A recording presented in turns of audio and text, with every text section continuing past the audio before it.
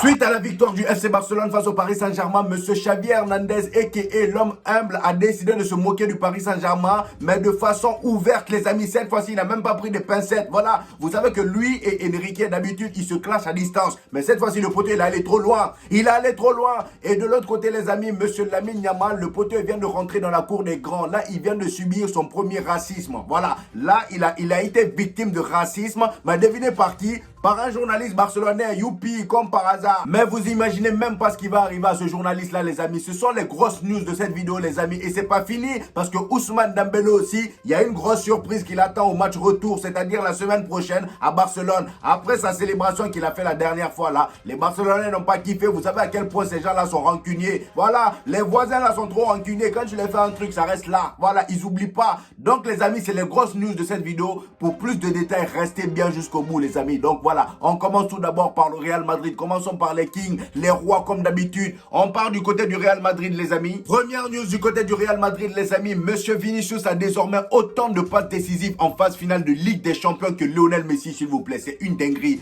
C'est une dinguerie. Et le pire, c'est qu'il a fait ça en 55 matchs de moins que Lionel Messi. Yeah!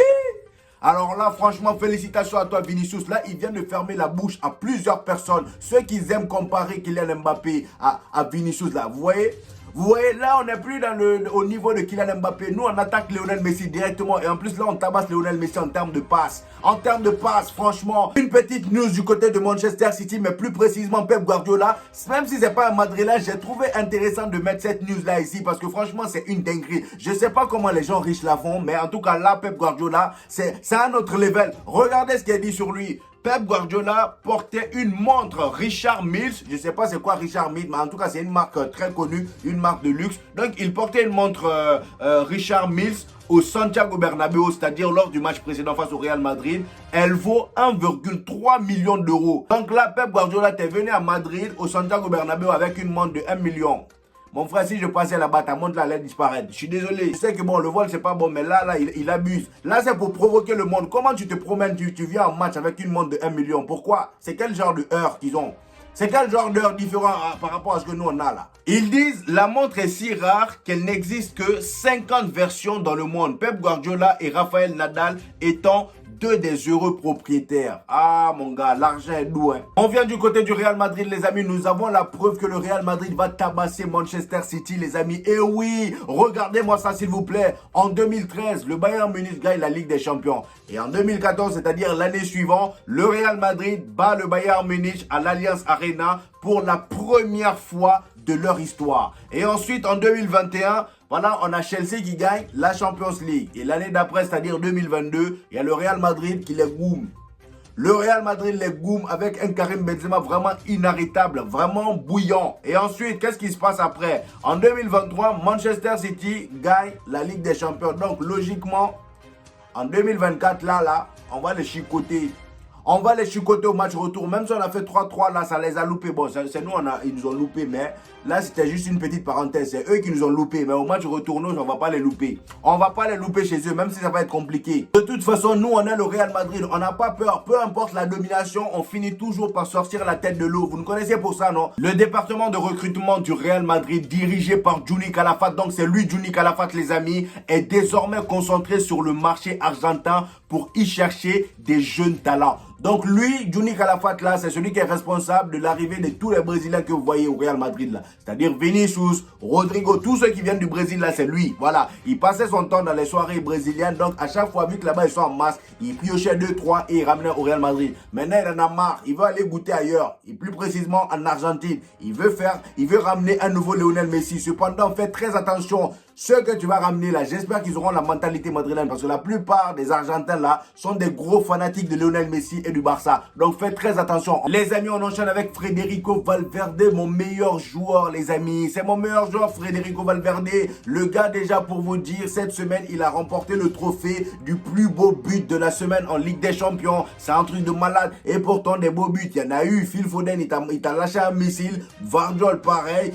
Le but de Rafinha était tout aussi beau. D'ailleurs, le but de Rafinha a terminé deuxième plus beau but de la semaine. Et le premier, c'était le but de Federico Valverde. Et il est gars, s'il vous plaît, regardez-moi la montée en puissance de ce gars-là. Il vient de loin, les amis. C'est pas pour rien que je l'aime, ce mec-là. Il est devenu le pilier du milieu du Real Madrid. L'homme vraiment indiscutable. Ça, c'est la définition de titulaire indiscutable. Ça vient de là. Regardez un peu, en 2016, le gars Federico Valverde avait 18 ans en 2016 et il se battait pour une place de titulaire au Panaroy. Je sais même pas c'est où Panaroy, les gars. Dites-moi si vous savez c'est où Panaroy. Dites-moi ça en commentaire. Ensuite, en 2024, les gars, Federico Valverde a désormais 25 ans et il est l'un des leaders du Real Madrid et le prochain capitaine du Real Madrid. Ce mec-là va terminer capitaine, c'est pas possible. Et dites-vous que le Real Madrid l'a fait signer pour seulement 5 millions d'euros. Alors là, je pense que c'est le meilleur investissement du Real Madrid. 5 millions d'euros et aujourd'hui, j'imagine même pas combien il coûte le gars. Alors là, les amis, voici l'histoire drôle de cette vidéo. Voilà, c'est le moment drôle que j'attendais. J'avais hâte de vous expliquer ça. J'avais hâte de vous raconter ça. Écoutez-moi bien. Ce mec-là, je pense que vous le connaissez tous. Il s'appelle Abdullahi. C'est le défenseur de Al Hilal. Je pense que lui là, si tu ne le connais pas, c'est que tu ne regardes pas souvent les matchs d'Arabie Saoudite ou de la Saudi Pro League. Ce mec-là, c'est le joueur le plus détestable que l'histoire du football ait connu. C'est le gars qui, à chaque fois qu'il joue face à un gros club ou un gros joueur, en tout cas un club ou un pays où il y a un gros joueur, il passe toujours son temps à provoquer ce joueur. Il passe toujours son temps à provoquer les gros joueurs. Je pense que vous avez sûrement vu une vidéo de lui avec Lionel Messi où il provoquait Lionel Messi. Je vais même vous mettre une vidéo où il tapote le dos de Lionel Messi. Il fait exprès, il tape Lionel Messi et il est là, il discute avec lui. Et il y a une vidéo où il tacle Hakim Ziyech et ensuite il vient tirer le callback de Hakim Ziyech et Hakim Ziyech s'énerve. Voilà, je vous mets aussi la vidéo. Il y a récemment Cristiano Ronaldo, il s'est embrouillé avec lui. Le carton rouge que Cristiano Ronaldo a pris dernièrement, c'est à cause de lui. C'était pas quelqu'un d'autre, hein. C'est lui. C'est lui, le gars là.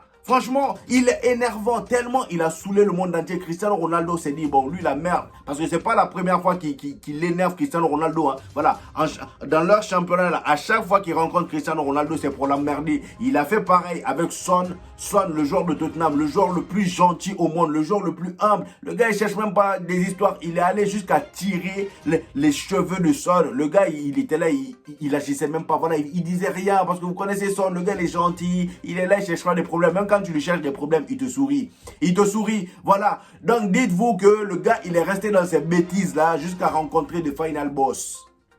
Rudiger. Il a rencontré le final boss. Rudiger, quand j'ai vu la vidéo, moi-même j'étais là, je dis mais Rudiger, franchement je t'aime. Je t'aime, c'est la relève de Pépé les gars. C'est pas pour rien que Pépé est son idole. De final boss Rudiger, regardez-moi les vidéos s'il vous plaît. Le poteau, il a rencontré Rudiger lors d'un corner. Je sais pas ce qui s'est passé, mais en tout cas Rudiger l'a bousculé. Le gars il est tombé. D'habitude, si c'était Lionel Messi ou Cristiano, vous voyez les mecs qui cherchent pas trop de bagarre là. Il allait faire chier la personne. Mais là, vu que c'est Rudiger, le gars, il était bien gentil. Il était bien mignon. Il a même fait un câlin. Il a mis sa tête sur la poitrine de Rudiger. Ça, c'est ça. Rudiger, c'est le papa. Tu dis que tu es insolent, va à un endroit, tu vas trouver Rudiger là-bas. Rudiger, c'est le papa des insolents. C'est le papa des méchants. Donc, tes bêtises que tu fais là, tu sais où te limiter. Et d'ailleurs, en parlant d'Arabie Saoudite, hier, c'était la finale de la Super Coupe d'Arabie Saoudite. Et il y avait en finale Al Hilal, le club de monsieur Neymar. Et qui dit Neymar, dit blessé. Je pense que bon, lui, ils l'ont converti en supporter. Hein, c'est plus un joueur. Voilà. En tout cas, dites-vous que là, Al Hilal, ils ont quand même acheté un supporter à 200 millions d'euros. Parce que le poteau, il est tout le temps là, voilà, dans les tribunes. Depuis son arrivée, il est dans les tribunes. Voilà. En tout cas, dites-vous que hier, après avoir remporté ce trophée avec Al Hilal, le gars, il a reçu quand même une médaille. Il a soulevé le trophée comme si, voilà, il était là depuis le début. Et même lui, je pense qu'il est conscient de ça. Donc, en story Instagram, il a dit, c'est comme à l'école. Les gars ont travaillé et moi, j'arrive avec la note. Oui, oui, on sait. T'inquiète, t'as même pas à t'expliquer, t'as même pas à dire quelque chose. On sait. Toi-même, t'as honte. Mais bon, t'inquiète, on t'en veut pas. On t'aime bien quand même, Neymar. T'inquiète. Maintenant, les amis, on va parler un peu de ce match Paris Saint-Germain FC Barcelone. Regardez-moi ça. Quelques jours avant le match, on a interviewé un peu les joueurs du Paris Saint-Germain. Ils étaient tellement pleins de confiance. Bon, après, ils ont mis la clim. Hein. Mais en tout cas, avant le match, avant la clim, regardez un peu comment M. Kylian Mbappé avait le melon. Bon, lui, on sait qu'il est tout le temps... Il se prend tellement pour Cristiano Ronaldo. Il se prend tellement pour une grosse légende que parfois, il sort des termes. Moi-même, je suis là, je dis... Ah, mon frère, pète un peu. Pète un peu. Toi, si tu chies, arrête de te prendre pour je ne sais qui. Regarde un peu ce qu'il dit. Il dit, c'est le moment pour les grands joueurs Il a précisé un grand joueur, il n'a pas dit petit joueur. Donc lui, pour lui, c'est un grand joueur. Même si c'est un bon joueur, c'est un grand joueur. Mais en tout cas, façon de le dire là, c'est un peu abusé. Il dit, c'est le moment pour les grands joueurs. Je suis prêt. Et comme d'habitude, je ne vais pas me cacher. Ah, mais sauf que là, tu t'es caché, hein. Tu t'es caché la dernière fois, on t'a pas vu. Tu étais fantomatique, plus fantomatique que Erling Haaland. Non, non, non. Attendez, là je viens de dire une dinguerie. Pas plus fantomatique qu'Erling Haaland. Erling Haaland, là, on le laisse dans la poche de Rudiger. Concentrons-nous sur lui, là. Voilà, Kylian Mbappé. Kylian Mbappé, tu t'es caché. Tu vas pas nous faire croire ça à nous. T'étais bien à l'ouest. On te voyait pas trop. Parfois, quand je l'entends parler, j'ai l'impression d'entendre Cristiano Ronaldo. J'ai l'impression d'entendre Lionel Messi. Pour dire ce genre pour parler comme ça, là, les amis, il faut vraiment être sûr d'avoir fait des dingueries. Voilà, dans le football, avoir un ballon d'or, des Ligues des Champions, des Coupes du Monde. Mais lui, frérot, une Coupe du Monde, et à cause de ça, il est là, il nous parle comme si c'était lui le number one of all time. Frère, calme-toi, chie un coup, ça va aller. On va parler enfin de Ousmane Dembélé, les amis. Comme je vous ai dit au début de la vidéo, depuis sa célébration la dernière fois, les Barcelonais, on l'a là. Voilà. Vous voyez, les gars, ils sont tellement rancuniers que, à cause de la célébration là, le poteau, bon, on sait tous, moi je pense que Ousmane Dembélé, il a célébré ce jour-là parce qu'il était vraiment dans l'émotion. Il n'a pas trop pensé au fait que voilà, c'est son ancien club, non. Il s'est dit, c'est le moment, voilà, j'ai marqué, ça fait longtemps que j'ai pas marqué. Le gars, il marque pas. Depuis son arrivée, il marque pas. Petit but qu'il a marqué là, mais laissez-lui célébrer aussi. Ah, vous aussi, vous êtes mauvais. Le gars, depuis qu'il est arrivé, il avait marqué un seul but. Le petit but qu'il marque là, vous voulez pas qu'il s'élève. Il s'élève, vous boudez. Je sais que vous avez fait beaucoup pour lui quand il était là-bas, mais là, vous abusez franchement, les Barcelonais. Parce que là, il y a des Barcelonais sur Twitter, ça le termine de partout. Ah, parce qu'on t'a soutenu, tu étais là pendant des années. Même moi, c'est ce que j'ai dit dans ma précédente vidéo. C'est vrai, il n'aurait pas dû célébrer. Mais au moins, je comprends pourquoi il a célébré. Le gars, il marque jamais. Parce que là, sur Twitter, ça disait, ah, on t'a soutenu. Parce qu'il y a même une photo qui circule où les joueurs du FC Barcelone avec Lionel Messi, ils avaient porté un maillot où il y avait marqué bon courage Ousmane Dembélé. Donc, ils ont porté le numéro de Ousmane Dembélé et ils ont montré ça pour lui donner de la force au moment où il était blessé. C'est vrai, vous avez fait beaucoup pour lui. Il n'aurait pas dû célébrer. Voilà. Mais je le comprends. Comprenez-le. Le gars, il marque pas beaucoup. Il a même nombre de buts au Paris Saint-Germain, c'est-à-dire au Parc des Princes, Rafinha, Claude Moutemba à l'ancienne, parce que là maintenant Claude Moutemba, c'est plus Claude Moutemba, il nous a prouvé que c'est un Brésilien. Pour l'instant, à tout moment, il redevient Congolais. J'ai pas dit mon dernier mot, hein. J'ai dit jusqu'à nouvel ordre. Donc pour l'instant, on l'appelle Rafinha. Donc Rafinha, après avoir mis une clim la dernière fois, dites-vous que le poteau a désormais le même nombre de buts que M. Ousmane Dembélé au Parc des Princes. Ça, c'est une dinguerie. Apparemment, les supporters barcelonais ont prévu de faire un vilain accueil à Ousmane Dembélé au match retour. Donc là, ça s'annonce tendu pour Ousmane Dembélé. J'espère que le poteau, vu qu'il est gémon footiste là, j'espère qu'il va bien boucher ses oreilles parce que ce jour-là, ça va barder pour lui. Les amis, pour sa première titularisation avec Palmeiras cette nuit, Williams Estevaos a marqué son premier but en professionnel. Le jeune talent brésilien est suivi par les plus grands clubs, notamment par le FC Barcelone. J'avais fait une vidéo sur lui dernièrement d'ailleurs que vous avez énormément kiffé. Et vous inquiétez pas, il y a une vidéo qui arrive aussi sur la pépite David, je ne sais quoi là, le petit qu'on appelle le nouveau Messi au Real Madrid là. Je vais faire une vidéo sur lui les gars, je suis en train de préparer ça, c'est une pépite ce gars là. C'est une pépite. Donc abonnez-vous si ce n'est pas encore fait pour ne pas rater ça les amis. On continue. Lamine Yamal les amis a été victime de racisme. Il rentre dans la cour des grands, dans la cour de Vinicius. Vinicius l'a ouvert la porte les amis. Et dites-vous que cette fois-ci c'est un journaliste barcelonais avant le match face au Paris Saint-Germain qui a dit des termes racistes, c'est-à-dire sur un plateau de télé. Voilà, le gars il a osé dire des dingueries sur Lamine Yamal. Donc le gars il s'appelle Mono Burgos. Déjà quand tu as un nom comme ça, comment tu peux dire des termes racistes hein? Comment tu peux vanner des gens avec ton nom bizarre là? Mono Burgos il s'appelle, voilà, c'est un commentateur de Movistar. Avant le match face au Paris Saint-Germain, il a dit Lamine Yamal, s'il ne réussit pas, c'est-à-dire s'il ne réussit pas lors du match face au Paris Saint-Germain, il finira sous un feu rouge. Donc feu rouge là-bas en Espagne, c'est synonyme de nettoyer les pare-brises, les vitres. Voilà, donc vu que la plupart du temps, là-bas, c'est les noirs qu'on voit faire ça, ce genre de boulot-là. Donc là, il dit que si Lamine Yamal ne réussit pas son match, autant aller faire ça. Franchement, c'est une dinguerie de dire ça. Déjà, Lamine Yamal, il est 1000 fois plus riche que toute ta famille entière, toute une génération entière. T'es là, tu racontes des âneries comme ça. Franchement, les gars, il faut que certaines personnes se ressaisissent, quoi. Franchement, et regardez un peu la sanction qui lui est tombée dessus, parce que là, il faisait bien le malin. La chaîne de télévision Movistar a mis fin à sa collaboration avec German Burgos, auteur de propos racistes envers Lamine Yamal, en marge du quart de finale de la Ligue des Champions entre le Paris Saint-Germain et le FC Barcelone. Là, tu t'attaques au poulain du FC Barcelone. T'as cru qu'est-ce qui allait t'arriver? Ils t'ont licencié maintenant. Va parler de racisme ailleurs. Va te faire du bien. Les amis, après la victoire du FC Barcelone contre le Paris Saint-Germain, Joan Laporta, le président du club du FC Barcelone, devinez ce qu'il a offert? Des Lamborghini? Non, il n'a pas offert des Lamborghini aux joueurs. Devinez? Allez, cherchez-moi ça, s'il vous plaît. Des burgers. Voilà, hamburgers.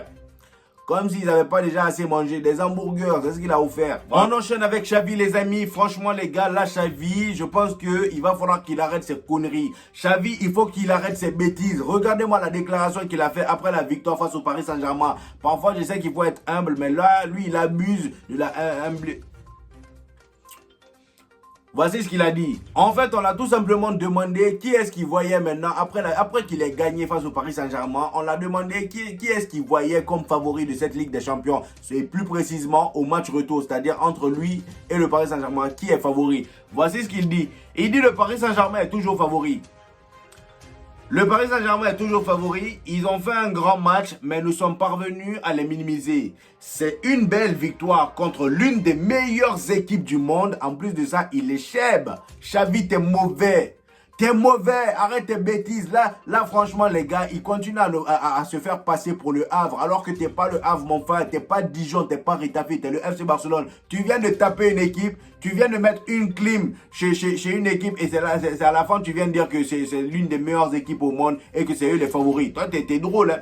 Là, en fait, c'est une façon de se moquer du Paris Saint-Germain sans trop se mettre en avant pour faire crari, je suis humble. Là, en gros, il s'enlève la pression. Il est malin, Xavi. Depuis la saison dernière, c'est sa nouvelle tactique. Là, il fait croire qu'il va se barrer alors que pas du tout. Juste pour enlever la pression. Là, en plus de ça, encore une fois, il fait croire qu'il n'est pas favori alors qu'il vient de taper celui qu'il appelle favori. Arrête un peu tes bêtises, Xavi. Arrête. On sait à quoi tu joues. En parlant de sa décision, voici ses propos. Il dit: ma décision de quitter le FC Barcelone à la fin de la saison ne change pas. La décision que j'ai prise est la bonne. Elle a donné de la sérénité au club, aux joueurs, même à la presse, mais aussi à moi et à l'environnement. Mais je ne change pas d'avis. Je pense que le gars il va changer d'avis. Pour l'instant, il essaie juste de garder ça pour aller au bout de la Ligue des Champions et au bout du championnat parce qu'il sent que ça marche. Voilà. Depuis qu'il a dit ça, regardez, les joueurs sont beaucoup plus libres. Même les médias le rendent plus fou. Voilà, avec ce qui se passe. Donc là, il veut profiter, il veut continuer comme ça jusqu'à la fin pour ensuite, je suis sûr que Laporta va le garder. Pourquoi ils vont le laisser partir?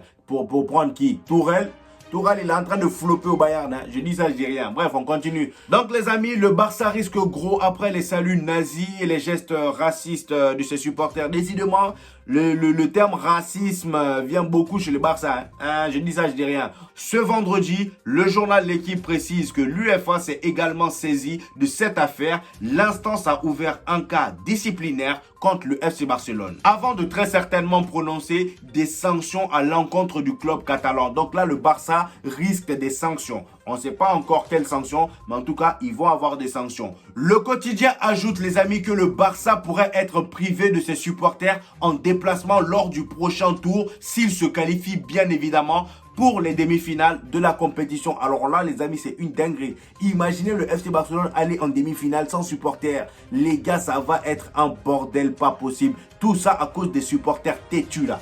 C'est à cause des supporters têtus comme ça. Franchement, ça c'est une dinguerie ça. Les gars, moi je sais pas ce que vous en pensez, mais donnez-moi vos avis en commentaire. En ce moment, je réponds à tout le monde. Voilà, dans les commentaires, je loupe personne. Je réponds à tous les commentaires. Lâchez un petit pouce bleu les amis, ça aide au référencement. Si vous avez aimé la vidéo, n'hésitez pas à vous abonner les gars. Ici, vous avez des news du Real Madrid et du Barça. Et parfois d'autres d'autres clubs quand c'est intéressant. Mais en tout cas, ici, on est barcelonais ou madrilène. Et même si tu es dans notre club, voilà, abonne-toi quand même, ça va aller. On se retrouve donc au prochain épisode. Peace!